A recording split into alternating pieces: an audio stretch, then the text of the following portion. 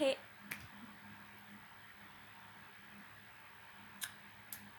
hey guys.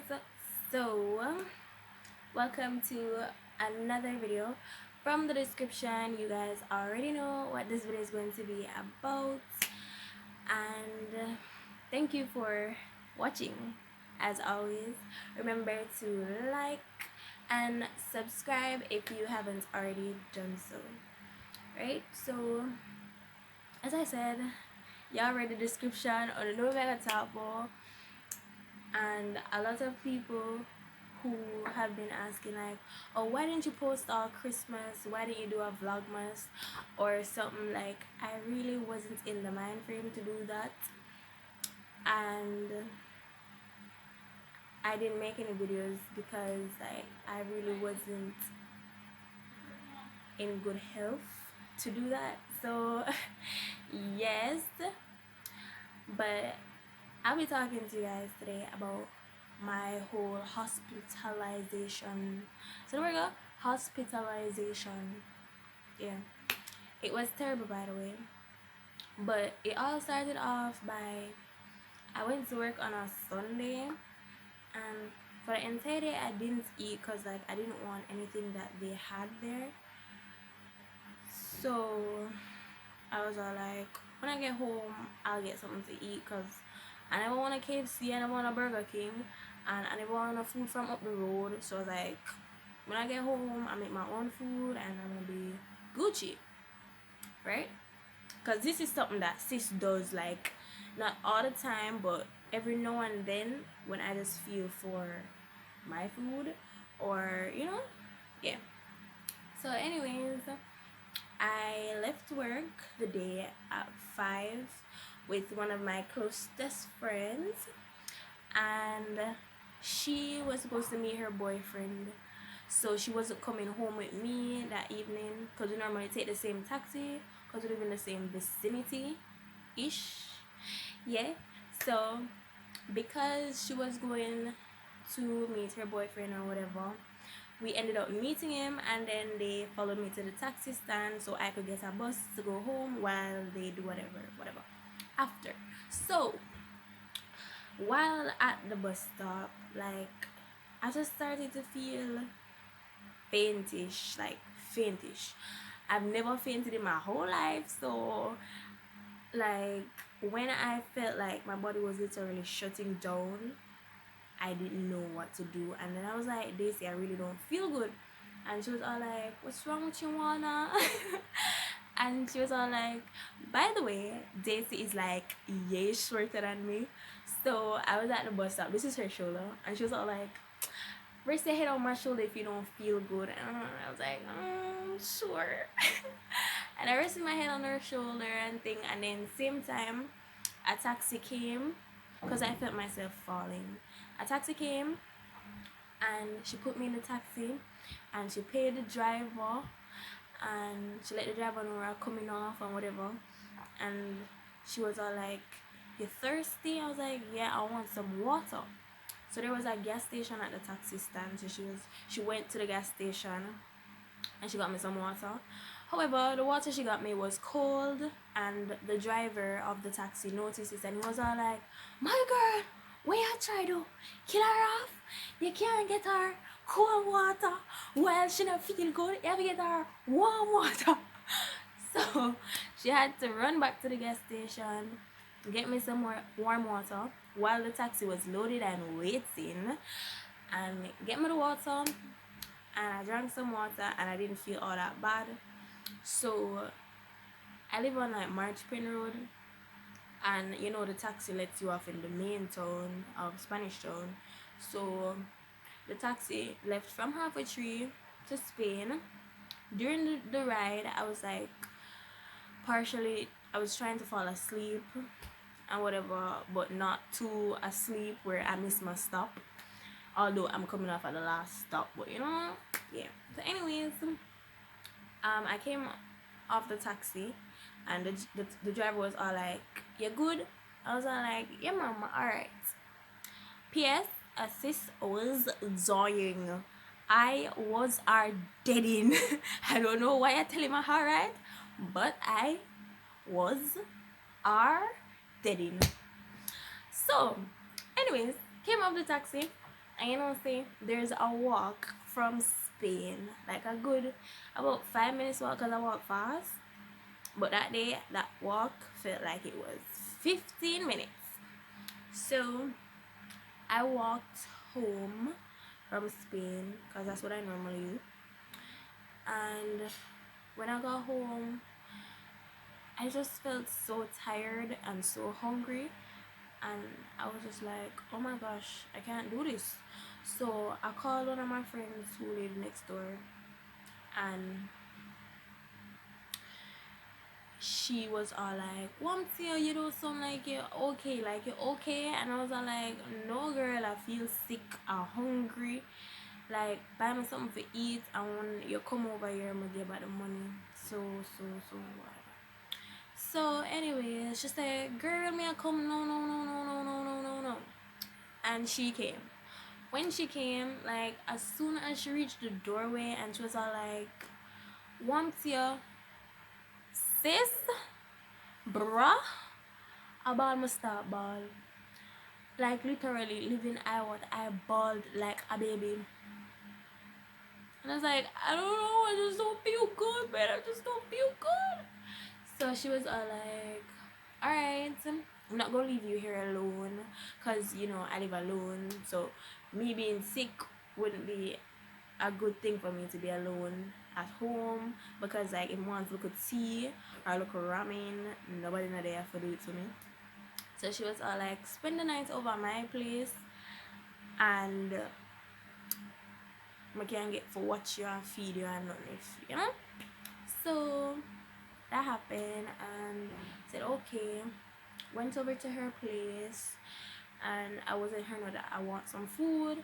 When you look, no cook shop don't have no food, and I cook food me want. So she was like, bear in mind it's a Sunday, so she was like, I had cooked some kidney and rice, I don't know if you eat that, you want some of that? So I was like, sure.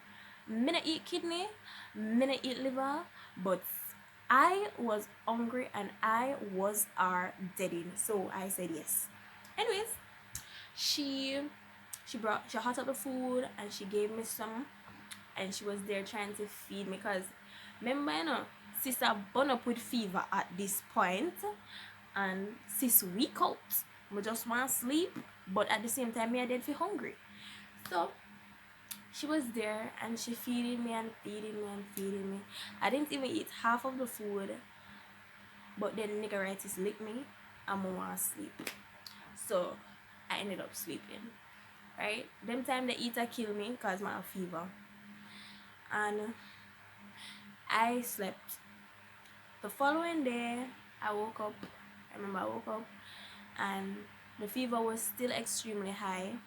So at this point, they were wondering if I had dengue or whatever. So they might give me papa leaf tea and a bag of things for drink.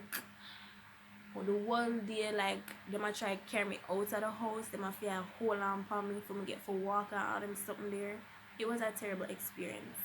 By the Monday night, the fever was still high. I was barely eating or drinking anything at all, and my friends, they all like were there, and them rub me down with rum and a bag of something.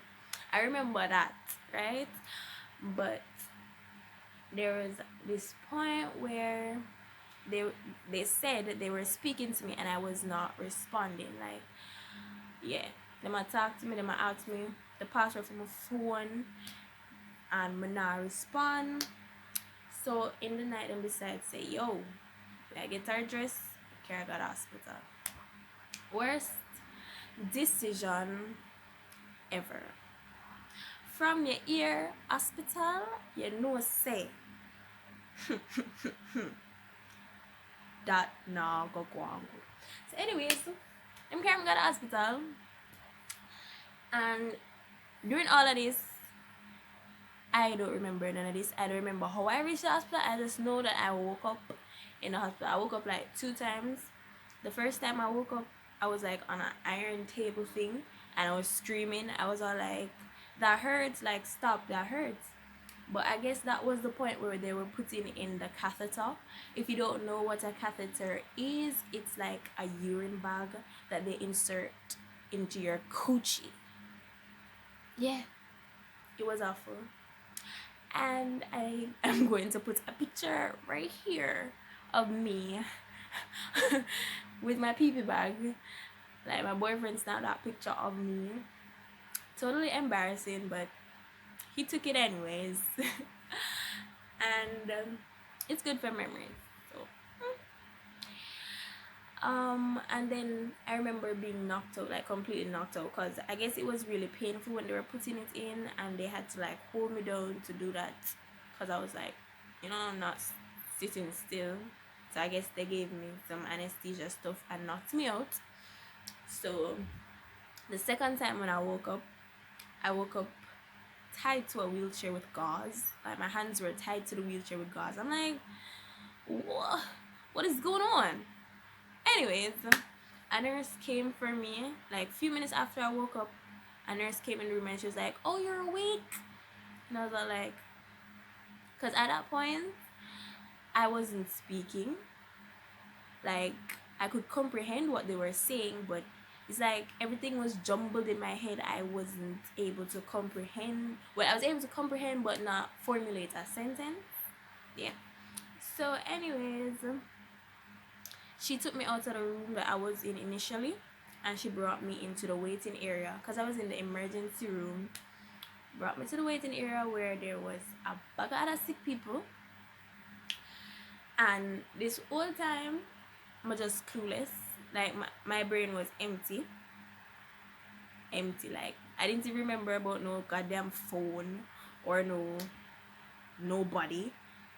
But I was in the waiting area and my head was held down, and then I just felt somebody touch my chin and raise up my hand, and there was my grandma.